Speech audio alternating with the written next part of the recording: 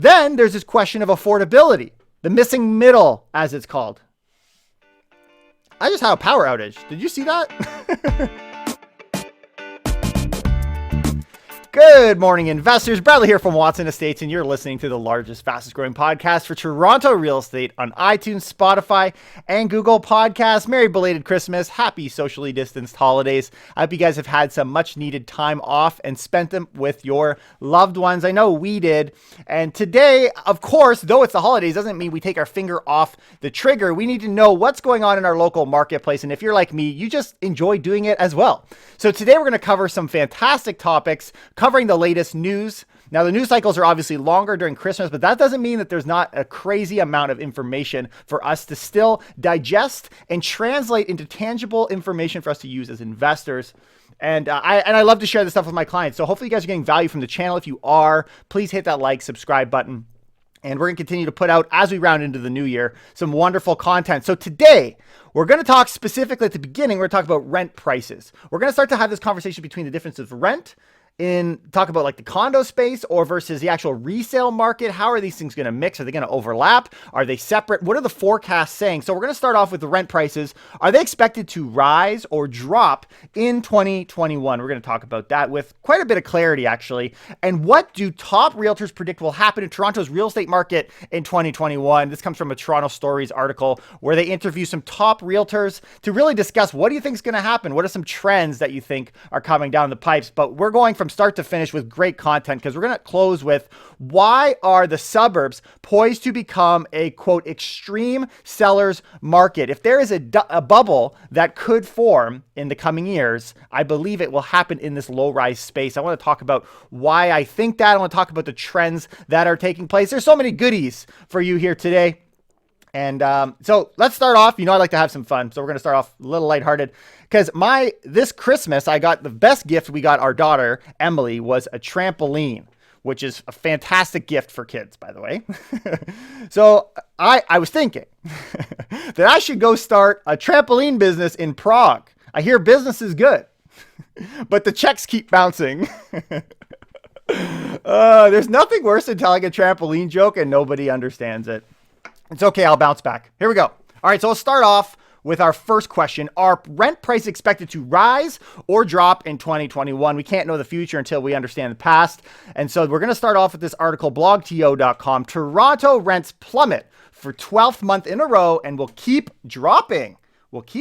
Interesting. Here's some of the factors they point to. Stricter operating rules for Airbnbs and bans on short-term vacation rentals implemented at points this year, a forthcoming vacant home tax, and an exodus of people from urban centers. Now, that's not an exhaustive list. There's definitely more. So they're going to talk about some of the stats. Where are we today? Toronto rent prices. First off, the latest GTA rent report from TorontoRentals.com and Bullpen Research and Consulting, they say nearly 20% lower rents in November 2020 than there were in the same month of last year, averaging $2,066 for all property types in the downtown core. Now, what about the GTA? Because we obviously see 20%, that's quite significant. Well, the GTA as a whole, the average figure is down 16% than last November. So it's not like any one category. Yes, there's differences, but generally speaking, rents are down across the GTA as a whole. And when we break it down even further into types, because maybe you've got different types of properties in your portfolio. When we look at the one bedroom apartments, they got hit the hardest at 17.7%. Now, when we look at rental apartments, right? Apartment to apartment, just one's a condo, one's a specific rental apartment. That one fell 9.1% and single family homes fell 8%. So quite a big difference between the condo and the apartment. We're going to talk about which one our city needs shortly as well. But they say, thankfully for tenants in the GTA, this latest report indicates that rent prices will actually continue to decline during the first half of 2021. So this is interesting because we're going to start to talk about condo prices because a lot of these rentals that are getting specifically hit, as we heard in the one bedrooms, are in the condo space. Is this going to translate into declining prices? Yes or no? I think that was a big factor for 2020, and I don't know if that's going to be the same in 2021. But they say after the first half, meaning the second half, they see a rise, quote, modestly, and a spike in rental prices in 2022. Very interesting. I took this from another article as well. Same information, chewed on differently. Now Toronto.com had an article called Toronto Rent Prices to Drop in 2021 and Rebound in 2022 Report. Here's what they say. Recent Toronto real estate forecasts predict rental prices will keep sliding until mid-2021 before recovering in 2022. Meanwhile, sale prices for homes are expected to continue rising. I'm not going to jump into it in this case, but we're starting to get this indication of rising prices. Are they talking about the low rise? Are they talking about the condo? I think yes to both. I think they're including all of that, which is why I don't want to focus on this part. But I do like the stats that they had in this article, because the question is by how much? How much are we going to drop in 2021? Now, Toronto, they say the rent will drop approximately $100 per month by mid-2021 from November's average. $100 per month. Interesting. What is causing the slide? This article attributes it to the vacancy tax in Toronto. This will be very interesting. I don't think it's the only thing. I think Airbnb continuing to switch to long-term rentals will also pose a problem, not to mention, legs on immigration. Are people going to go back to school? There's so many question marks. So many question marks. The need for space, right? But they say the vacant home tax compels landlords to reduce their rates, fill empty properties, and mitigate the housing crisis. Interesting. So here's the prediction overall as we wrap up this article. Rental prices will slowly rally in late 2021 before sharply rising. They say 13 or 14% in 2021 to approximately 2,300, which is still below 2019's peak average of 2,454 per month, the report states. So we're playing a little bit of catch up, even though it's going to be an incredible growth, still not going to put us above where we sat in 2021. In the end, the rental market will show itself to be a trampoline. Big bounce is on the way. That's the note that I have. Unless it's got a max weight on the jumper of 200 pounds and my foot goes through it. Then daddy will definitely have a spring in his step. Speaking of which, let me show you guys at this point. If you're watching on YouTube, you can see. Tell me this isn't the most gangster, ugly sweater you've ever seen. It says, "Happy birthday, Jesus." The reason for the season, folks. Get right with God. Let's go. All right. But we're going to move along before we wrap up this topic, talking about condos, rents. I love this conversation they have here. TorontoStories.com had an article that says, if rent and condo prices have dropped, why haven't residential land costs? Question mark. Why haven't the values of land gone down? Interesting. So I interviewed this guy, Ben Myers. There's a lot to this article. It's actually very lengthy, but I wanted to pull out the nuggets. I mean, that's why you're here, right? Toronto real estate analyst and commentator Ben Myers. Here's what they said. It may be natural to wonder whether the cost of residential land for Toronto's shiny new condo developments will move in the same downward direction, but it hasn't yet. And it likely won't anytime soon, if at all. Quote, "I fundamentally believe the rent drop is a short-term phenomenon brought on by COVID, and with land development being a long game, with many projects taking 5 to 10 years from land acquisition to occupy and register, developers are thinking long-term." This reflex response that we've had in the Toronto market, specifically in the condo space and in the rental space, is by nature short-term. So developers, they don't seem to be picking this up. They say there's a lag factor where land prices tend to be more stable and steady. So we're not surprised that land hasn't adjusted immediately because it's too soon. It's too soon. This needs to be an ongoing trend, years, not months, years. So there really exists a lot of optimism in the market because of two things, two reasons I find here in this article. Number one, land pricing is fairly sticky, with many owners wanting to get top dollar, similar to what the last property sold for. There's sticky. We got that in the residential side too, but unfortunately, if everyone else is selling low, you don't have much choice. In this case, there's no speed necessary. Just take your time. Wait till what you get, right? That's the first reason. Number two, secondly, land sales activities and land price growth is highly correlated with new pre-construction condo sales and price growth. So it makes sense for landowners looking to sell to be patient. The same explanation that we're giving to you condo owners, just be patient, just take your time. Definitely wait till the end of this podcast. You can get excited. If you missed our last one and you're just tuning in today, it's a great time to be a condo owner, ish. Better than it was a couple months ago. So they're also being patient, just as condo owners should be as well today. We have yet to see, quote, blood in the water with power of sales or receiverships on land holdings resulting from COVID, which would bring down average land prices. As we've been tracking this whole COVID thing with the power of sales, we were really thinking there'd be a lot more opportunities to grab a deal, but with things like SERB, not so much. We'll talk about that as well in a bit. All right, let's move on to topic number two. What do top realtors predict will happen in Toronto's real estate market in 2021? What do the pros say? Don't look at me. I'm just reporting it. I don't know. All right. Well, TorontoStories.com, top realtor predicts what 2021 has in store for Toronto real estate market. They interviewed some of the industry's smartest people to get their take on how high the market will bounce. Better to get insight from them than little old unprofessional me. I'm not even wearing my jumpsuit. Anyways. Okay. So I want to break this down into a couple categories because they kind of positioned it on what do you think this is going to do? What do you think it's going to do? So we're going to start off with our first one, which is the influence of the vaccine. What's the vaccine going to do? And I'll name a few of the agents as we go through. They got first guy is Dorian Rodriguez of PSR Brokerage. Quote, this will definitely influence many people who are sitting on the sidelines to feel more comfortable allowing people through their homes and to actually go out and visit available properties. We got Deanna Popovich from Chestnut Realty. With the vaccine being released, historically low interest rates, which are here to stay, and the high level immigration targeted by the feds, 2021 has all the gunpowder it needs to be a record setting year. Optimism.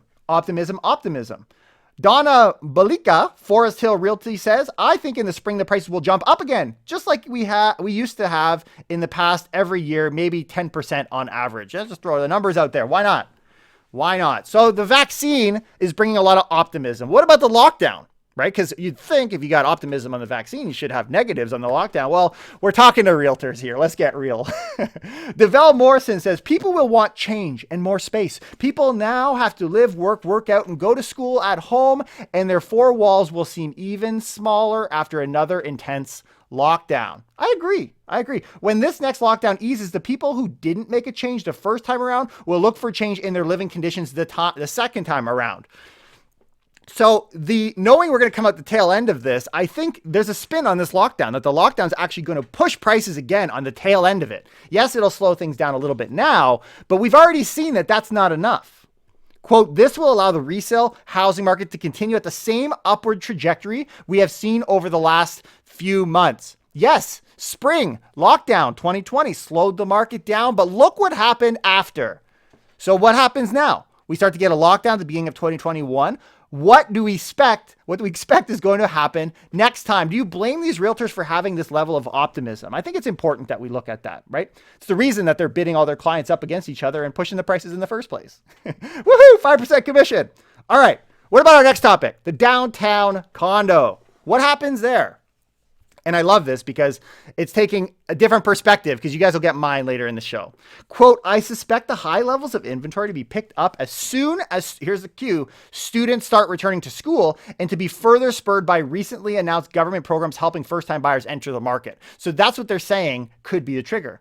Also, don't forget about those historically low rates, some of which we have seen go below 1%. Recovery will come in the form of immigration, foreign students, and a return to offices. This will be as fast or slow as the government allows for these sectors to open up. I do think we have seen the bottom. Interesting. And this will provide opportunities to first-time homebuyers and investors. I think this market will turn around in the second part. We're talking part 2 of 2021, if not a pinch sooner. That's what they say. I don't know. We'll get to my thoughts on the condo and what we're seeing there in a bit. But what about this question of extra space or even luxury real estate? Here's what they have to say about that. I can see the luxury market continuing to flourish, especially with consumer confidence going up, as well as a surge in the 2-bedroom condo market. More space, more luxury. Closer to downtown, no problem. Lots of space for me and my loved ones. With COVID pushing home prices to record highs, I foresee 2021 being the year of the, quote, the livable condo. Never heard that terminology before. Maybe we'll see it again. The livable condo, right? Larger layouts with unique factors like views, higher ceilings, places to breathe, holds more oxygen. Woohoo! That will be the all-stars, they say, for 2021. But here's another thought that I don't know. Interesting thought here. Talk about multifamilies. Maybe you got a duplex, triplex, quad, plus anything downtown. Listen to this. There will be a lot of multi-unit houses for sale. As landlords, especially near universities. Oh, the universities are going to get hit. Hold that thought. Are struggling to rent their units. They can't find tenants. We see this in college towns. It happened in 2020 for sure. We will see a trend of 2 or 3 families buying these properties together, almost like a co-living space. So we want to get closer. People trying to get rid of the rental spaces because it's like, I don't want to deal with rentals and tenants. It's such a bad environment, apparently, for that. Meanwhile, we need people, for affordability's sake, to be able to move in together in co-living. An interesting thought, an interesting trend. Very interesting. Then there's this question of affordability, the missing middle, as it's called. I just had a power outage. Did you see that? I think we're still running. Let me just make sure we're running. Yeah, we are. We're good. How about that? We just had a blackout at the Watson residence. All right. Affordability, the missing middle. In 2 weeks, we're actually going to have an interview. I've already recorded with James Burton from Percy Ellis. If you don't know or want to learn a little bit more about the missing middle, what developers are doing, their take on that, definitely check that out. I think you're going to love it. Okay. And here's what they have to say about this missing middle. They say, they're talking specifically about the city, said it can cost $100,000 plus to turn a single family dwelling into a triplex. Until the development charges are drastically reduced, there will be no change. I think this is so interesting. They say it's nice that the government is saying, yeah, we're giving all these supports. You can do these laneway housings, go for it. But they say the opportunity only really exists for those who have significant equity in their home, like $300,000 to build a house. If you got that lying around, good for you. But maybe it's really just a show. Maybe it's just the city trying to appear that they're doing the right thing, but then they miss a critical element so that the status quo remains. I don't know. Interesting thoughts as we round into the new year. The point is, the city's not using a trampoline. They're using a trampoline. Damn government. It's like a trampoline, except you never bounce back from it. And then the rental market, we won't get too much into. They say the vaccine and immigration are the big causes for that. Let's tag along here. I think we're getting a little too deep. Screw it. Moving on. Renters will be looking for renovated condo standards. Renters, they want more stuff. They want more square footage. So the people who are offering these housing types, they're going to need to address them. They're going to need to address those. So we can all pretend to be fortune tellers, all we want, but there's no money in that. There really isn't. Here's a business idea. Be the guy who sells trampolines to fortune tellers. Just watch. Profits are going to go through the roof. All right, we're going to get into our hot topics. Please hit that like, subscribe button. You need to be able to pay my electricity bill and support the channel. You can tag us, wish us a Merry Christmas, a Happy New Year at Watson Estates on Instagram. And you can also get on our investor list if you want to get off-market deals, apartment deals. That's what we're doing. That's the space we're in. And here's why. Hot topic number one, a major US-based student housing provider that plans to become a significant player in Canada has acquired the 12-story, 188-unit campus commons residence adjacent to Ryerson University in Toronto. The company is called Blue Vista LLC of Chicago. Wait a minute. I thought student housing was garbage. Oh, well, these guys don't think so. And if they're going to make an attack, they're making a move into the Canadian market. Where are they starting? Little old Toronto, right? They say this, quote, in studying this venture and picking our top Canadian markets that we wanted to invest in, Toronto and Ryerson University is certainly at the top of the list. You start in Toronto. You go out from there. In the US, they have a much more mature student housing market, and some of those players have shown they really want to have a footprint in Canada. So there's two things I get out of this. Number one is there's still optimism in student housing, and there's optimism downtown in our universities. They're making a call that in the long term, there will be students attending Ryerson University. Number two is the competition is heating up from big players who have established roots in the United States. So be ready. Add a couple big players from the US and it's a total game changer. Did you know trampolines, they used to be called jumpolines until your mom used one back in the 80s. Game changer. Popping your mama jokes. That's how we get the likes in here. We're wooing you guys in with your mama jokes. All right, The Star. TheStar.com had an article. U.S. housing experts paint dire picture of upkeep availability of private rental apartment units in Toronto. When I first saw this article, I thought, just sounds like, you're just being mad at Toronto again. But they had such good points. Listen to these points. The first one is accessibility for immigration. Oof. All right, let's draw them in for the right reasons. A group of American experts who recently visited Toronto to provide insight on what to do about tower renewal says this city's 1% rental apartment vacancy, which has obviously gone up recently, has created a, quote, dire situation in terms of economic growth. As landlords, we can get a little greedy and think low vacancy, that's fantastic, means rent rates are going to go up. Yes. But as a country, it makes sense if vacancy rates are low. Why would they go there? You think they're trying to get off the airplane and look for a place to live and know that there's nothing available? No, they want a place where they can actually find a home. Quote, in a city that wants people to come, work, and make their way up, a city that is full of immigrants, a rental housing unit is the first stepping stone to a good future, into the Canadian dream. So if we've got vacancy rates at these ridiculously low levels, which I think we'll start to see again in a couple of years from now when we start to see these explosions in rent rates again, that is not a market that's going to encourage immigration to our city. So there's a give and a take. You're undercutting the basis of what economic growth is by not producing adequate rental housing. If immigration is Canada's bungee cord, as we jump off a bridge, we better make sure they come. Protect them as much as possible. Listen, Canada. I came into this world because of a broken rubber. I'm not leaving because of one. Talking about bungee cords. Okay. That's such a dumb joke. All right. Investment in infrastructure is the other point to this article I thought was really good. We haven't kept pace. This is Americans looking at us and saying, you guys have not kept pace with the aging of the buildings. For instance, many don't have updated heating systems and windows and are inefficient and susceptible to failure. What kind of igloos got windows anyways? For example, the city could offer a quote government grant or no interest loan as a percentage of construction costs to owners who are willing to include a modest additional affordable housing goal in their renovations. So we need to get creative, make sure these buildings are not just there, but are kept up to as well. Which brings me to this question of condos versus designated rental apartments. Which is better? Which one do we want? Clearly, we saw bigger price drops in the condo space than we did in the rental apartment space. These might be some of the reasons why. Among several other recommendations, the ULI report says, quote, structural biases that favor condo construction over rental apartment buildings need to be removed in Toronto. We got to make it easier for people to build designated housing in the rental apartment space. The project approval process for apartment buildings needs to be streamlined and shortened. While some condo units end up in the market as rental units, which would be the opposing argument, they shouldn't be considered a substitute for dedicated rental stock. Why? Why are they not the same? Some of you investors out there might know the answer. If not, it's because condos can be sold by the owner at any time, which displaces renters. And we've seen that. In addition, condos are targeted toward a higher income market and generally aren't sized for a family. They're not building the right size unit. Back to this problem of the missing middle. Okay. Next hot topic, SERB Payback. I saw this really interesting post from Scott Theriault on Twitter.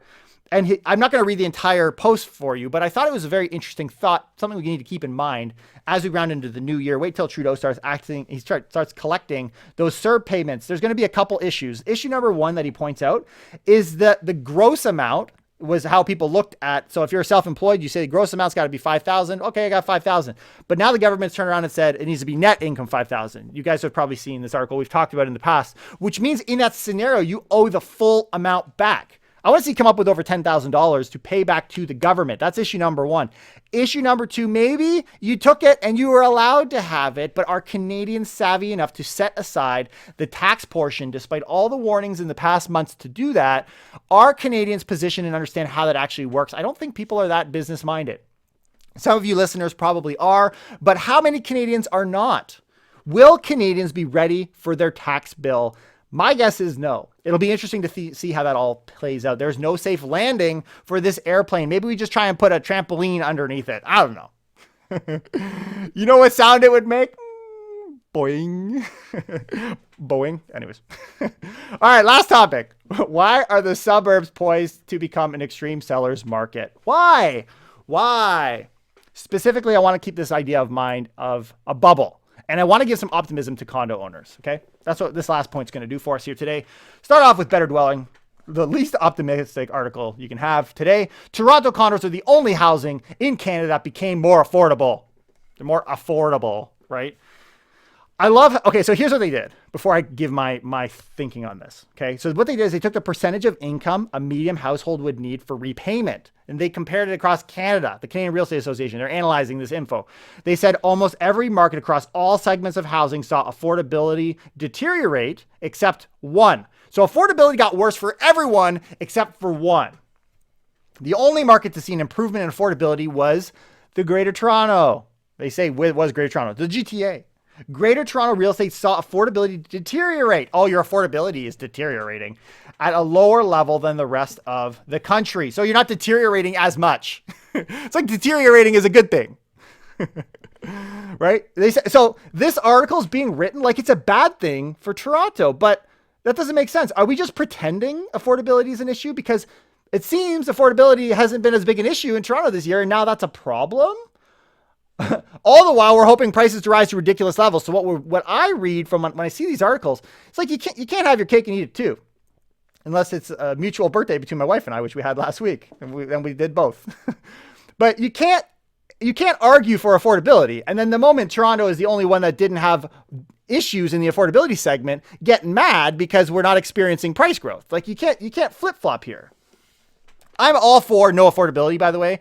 If we're okay, if we as a society agree we want prices to continue to rise, I'm for no affordability on the purchase side. We just need to have a place for people to live. Make sure you guys listen to that James Burton interview. You guys are gonna love it. Okay. So here's some support that I want to share for you condo owners. If you missed our last podcast talking about I'm starting to see there's a bit of building blocks that are kind of supporting the condo space. Not to say it's completely resolved, but it's definitely worth checking out. Okay. Definitely worth. It might be enough for some of you to pull the trigger on that condo purchase. So there was a post from Scott Ingram that was a month of inventory chart for 416 condos. And I'll tell you, this was latest update was in December 22nd. The one that we saw before that was December 15th. December 15th was at 2.7 months of inventory. At December 22nd, it's now dropped again at 2.3. Listen to this, guys. When I look back, I'm looking at these charts here. When we look back at like the early November, it's up at just under 3.9% actually in October. Now we're sitting at 2.3 months of inventory in the condo space. What a change. October, November, December. And why is nobody talking about these quickly dropping months of inventory? Only our show is doing it. Let's be honest. Okay. So then you could say, well, maybe they're just taking them off the market. Maybe they're not sitting because it's the winter and they're taking them off. Well, maybe, but listen to this stat because I think this argues that perfectly. He also analyzed the weekly terminations of listings as a percentage of sold. The thinking being, I'm going to terminate it and relist it in order to keep it kind of fresh, reduce the months of inventory or the days on market, let's say, to try and move these things, to keep moving them. But that chart is so alarming on how fast it's dropped. It looks like it was over 100% of listings that sold had been relisted. Now it's sitting at pretty much the exact same level as the low rise. Actually, that's comparing against 2018, but it's jumped from 168. Holy smokes, 168% all the way down to 68% in a matter of October, November, December, 2 months. 2 months. People aren't having to relist those properties. They're just selling. These are condos, 416 condos. My goodness. Not to say this is everything, but this is definitely something people should be talking about in the major news outlets. In a couple months from now, when people are talking about how we have incredible stability in the condo space downtown, just remember it was your boy who installed the trampolines on the musician tour bus. We can sit back and watch everyone else jump on this bandwagon. All right, so where are the real bubbles then? Condo's got some support coming in, maybe we'll see. I mean, we're just over 2 months of inventory, guys. If it tightens any more, prices are going to start going up. There's going to be some support. So then where's the bubble? Toronto's a bubble. Affordability is not a big issue in the Greater Toronto area. Where's there a bubble? Guys, I think this needs to be our new conversation. This is the one that's brewing underneath, and it's gonna rise to the surface as we start to get some solutions going in the condo space. Still early for this talk, but something that we need to be thinking about, I believe. Okay, Better Dwelling had an article that says, flight to the burbs. Every real estate market in Ontario is outperforming Toronto. Every real estate market in Ontario is outperforming Toronto. I love this little quote here to introduce this. The Canadian Real Estate Association data shows every market in Ontario is seeing massive price growth in November. This trend isn't being driven by major cities like Toronto or Ottawa. Instead, small commuter suburbs and cottage countries are what's leading the market. Here's a couple highlights for you. Small cities located throughout the greater Golden Horseshoe made the largest advance last month. The biggest annual gains across Ontario's major markets were all in cottage country regions. And they name a few of them up to almost 30% year over year increases. Crazy in their benchmark prices. And they say, for context, Greater Toronto's booming market in 2017 only saw this kind of growth for about 4 months. These are extremely large and odd market gains. Very aggressive gains. Then I see this article, cbc.ca. Analysts warn London, Ontario real estate is poised to become an extreme seller's market in 2021. Analysts are warning real estate in London, Ontario region is poised to become an extreme seller's market driven by an influx of out-of-town buyers seeking more space in the coronavirus pandemic and a dwindling supply of homes for sale. Because there's a lot of people moving into these spaces. There's a whole bunch of buyers, but there's nobody like, it's not like you sell in Toronto, move to Toronto. These are people from outside and nobody's going outwards. It's creating tremendous price growth. They say, in fact, the market has been so volatile that they said the CMHC has had to revise its forecasting because the pandemic has thrown off the normal seasonal rhythms of the industry. Because we didn't experience this growth in the spring. It's been in the winter time. You can't compare the winter to the winter. This isn't even a winter. It hasn't been much of a winter against what I was kind of hoping for a couple months back. 2020 isn't following the normal annual sales cycle. The consistency is what helps us weigh one year against another. And you know what time of the year fat dudes jump on trampolines? Spring break. I know you guys are just like, why? Like, why? I don't know. Why not? All right. In London, the sales have grown and the listings have not. We just talked about that. Not only are those buyers not freeing up existing homes for someone else to buy, they're also coming armed with a large amount of cash they can use to outbid competing buyers. Ironic. Something real estate agents have been seeing on the ground during the closing months of 2020. The pace, this is the last point they had here, the pace of market activity is unsustainable. What do you think? Do you think we can experience 20, 30% price growth per year on an ongoing basis? Toronto in 2017 says no. Now, that didn't just happen. That came with a reflex, a psychological change that took place in 2017. But the point is you can't just have 30% forever. It doesn't work like that. It doesn't work like that. So I thought great way to kind of wrap this conversation up is this idea of a bubble. And I'm not saying there's a bubble, but I'm saying if there was a bubble, what would that look like, right? And Zealand had a post that he shared from CMHC in this conversation. This was from back in 2018. CMHC said this. Listen, that's how they describe it. Price acceleration occurs when growth in house prices keeps increasing for several quarters, which may cause expectations of future house price growth. People are expecting it. This can attract investors who want to benefit primarily from short-term capital appreciation, leading to further acceleration in house prices. That is, speculative activities can feed on themselves and thus push house prices further in an upward spiral. When I'm coming in here and telling you London is a massive opportunity, are you thinking, wow, don't touch London? Or are you thinking, London? Maybe I could do London. And I think that that's the mindset that leads and could potentially lead to a bubble. Is that happening in the condo space downtown Toronto? Nuh-uh. Where is it happening? Not in Toronto. So just be careful, friends. Anyways, all that to say, happy Boxing Day. I know today's Boxing Day, we're putting this out, but I hope you guys are having a fantastic, happy holidays. And to me, it's been a wonderful year building a relationship with you guys, your friends and family online here on this podcast. Friends are like trampolines. I always wanted a trampoline. And so thank you again for joining us. This has been the greatest gift for me this year outside of that pretty pimp looking Merry Christmas and Happy Birthday Jesus sweater. Other than that, thank you so much for the support. Please hit that like button. Leave us a little message on Instagram, comment, whatever. Help push the channel. And I will see you guys next time. Take care and keep it real.